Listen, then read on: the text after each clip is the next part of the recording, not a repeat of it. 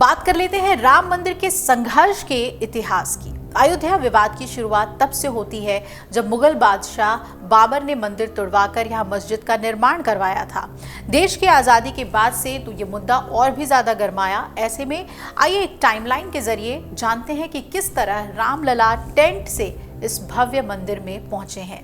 तो सबसे पहले 1528 से 29 का समय अयोध्या में बाबरी मस्जिद बनाई गई। इसे लेकर कहा गया कि मस्जिद का निर्माण उस जगह पर हुआ है जहां भगवान राम का जन्म स्थान है।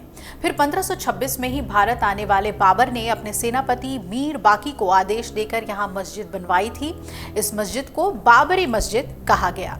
अंग्रेजों ने 1857 की बगावत के बाद 1859 में परिसर को बांटने का काम किया।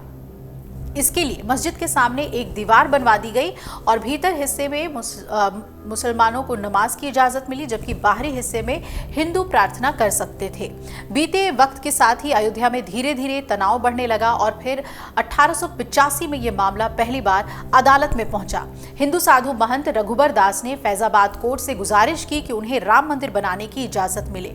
हालांकि उन्हें इसकी इजाजत नहीं मिली और 1949 में ये साल इस पूरे विवाद में काफी मायने रखने वाला बन गया, क्योंकि बाबरी मस्जिद के भीतर रामलला की मूर्ति पाई गई। दावा किया गया कि हिंदुओं ने खुद ही इस मूर्ति को वहां रख दिया।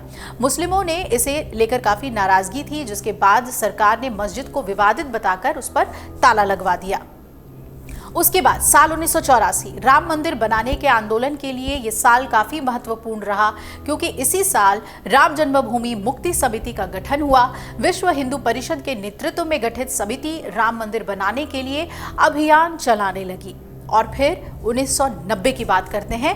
बीजेपी के तत्कालीन अध्यक्ष लाल कृष्ण आडवाणी ने राम मंदिर से लोगों को अवगत कराने के लिए गुजरात के सोमनाथ से उत्तर प्रदेश के अयोध्या तक रथ यात्रा निकाली।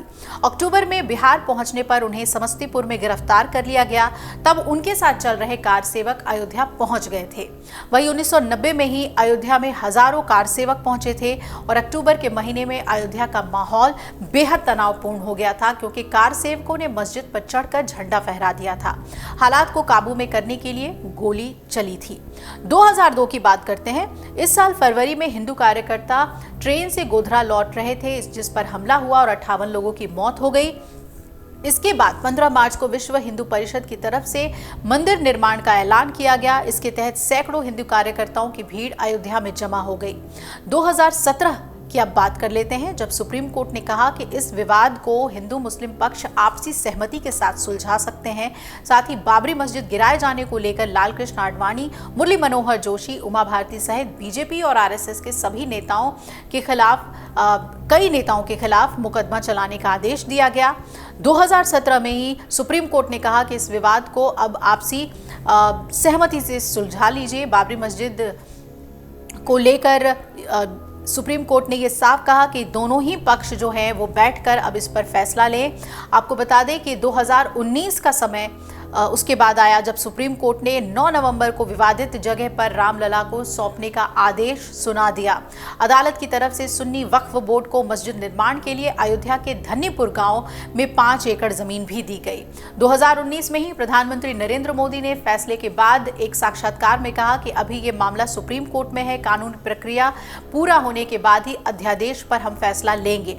इस तरह अदालत में सुनवाई चलती रही और 2020 में जाकर पीएम मोदी ने 5 अगस्त 2020 को अयोध्या में राम मंदिर की नींव रखी और इस तरह राम भक्तों को एक उम्मीद जगी कि जल्द ही रामलला टेंट से निकलकर भव्य मंदिर में विराजमान होंगे और वो शुभ घड़ी आज आ गई है। देश और दुनिया की नजर आज प्राण प्रतिष्ठा कार्यक्रम पे बनी हुई है। अगर आप ये वीडियो YouTube पर देख रहे हैं तो हमारे चैनल को सब्सक्राइब करें और बेल आइकन को दबाना ना भूलें। अगर आप Facebook पर ये वीडियो देख रहे हैं तो हमारे पेज को लाइक करें।